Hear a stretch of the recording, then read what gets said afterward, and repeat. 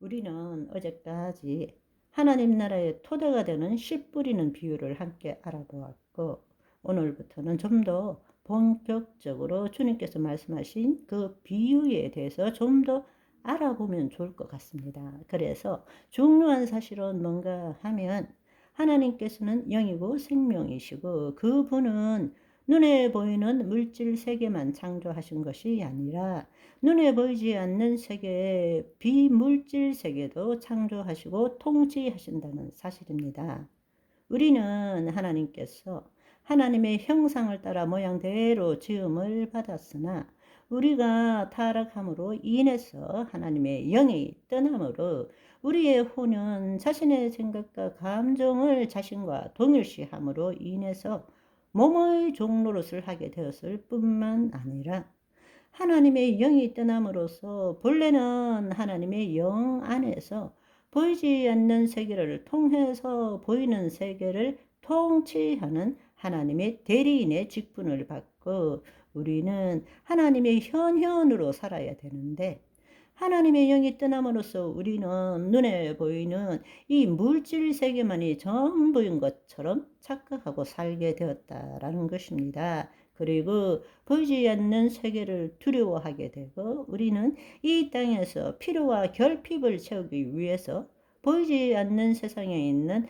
타락한 천상의 존재들을 우상시하고 숭배함으로써 우리가 필요한 것들을 얻어내는 존재로 전락하게 되었다라는 것입니다. 그러나 예수님께서 다시 우리에게 오셔서 우리 죄를 사하시고 하나님의 영이 우리 안에 임함으로 인해서 우리는 다시금 타락 전의 존재로 바로 그리스도 안에서 새로운 피조물로서 우리의 혼이 더 이상 자신의 몸의 종로를 하는 것이 아니라 하나님의 영 안에 우리의 혼이 거할 때, 영이요 생명이신 말씀이 우리의 심중에 기록되어지므로 우리의 심중은 보이지 않는 세상과 연결되어 있는 것입니다. 그래서 말씀대로 생각하고 말씀대로 느낄 때에 보이지 않는 세계에 이 땅의 실체의 근원이 되는 실상이 만들어지게 되는 것입니다.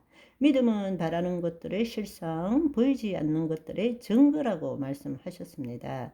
우리의 거짓자가 이 땅의 실체를 붙들고 살아가는 것이 아니라, 우리가 그리스도 안에 새로운 피조물로 영적 존재가 됨으로써 우리는 보이지 않는 세계에 말씀대로 이루어진 실상을 붙드는 것이 예수 그리스도 안에 있는 믿음이고, 그 믿음을 가질 때에 뜻이 하늘에서 이룬같이 땅에서 이루어지게 된다는 것입니다. 따라서 이 세상의 모든 사람들은 알든 모르든 간에 보이는 세상과 보이지 않는 세상과 관계하며 살고 있는 것입니다. 그런데 그것을 깨닫지 못할 뿐이죠. 그러나 우리가 예수 그리스도 안에 새로운 피조물이 되었고 깨어났다면, 우리는 두 차원의 삶을 사는 존재가 아니라 세 차원의 삶을 사는 존재입니다.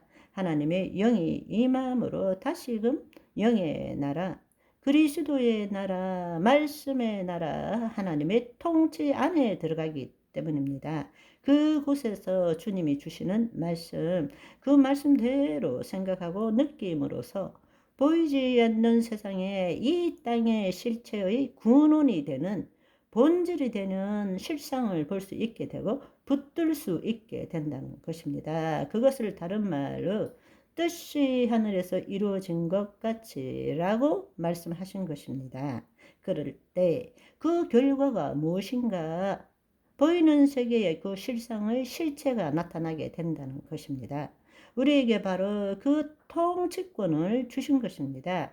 우리의 영이 하나님의 영 안에 들어감으로 주와 합한 자는 한 영이 되어서, 우리가 그리스도 안에 거할 때부터 마귀는 우리에게 아무런 권세도 능력도 행할 수 없게 된다는 것입니다. 마귀가 권세를 가지고 우리에게 영향을 미치기 위해서는 우리의 혼이 하나님의 영 안에 있는 것이 아니라 자신의 생각과 감정을 자기와 동일시하고 그것을 나라고 믿는 거짓자 속에 살 때부터 우리는 세상 신에 속하고 그들의 통치 안에서 살아갈 수밖에 없다라는 것입니다. 그 사실을 우리가 안다면 예수님께서 하나님 나라의 그 비밀을 비유로 풀어주신 것이 무엇인지를 분명하게 이해할 수 있을 것입니다.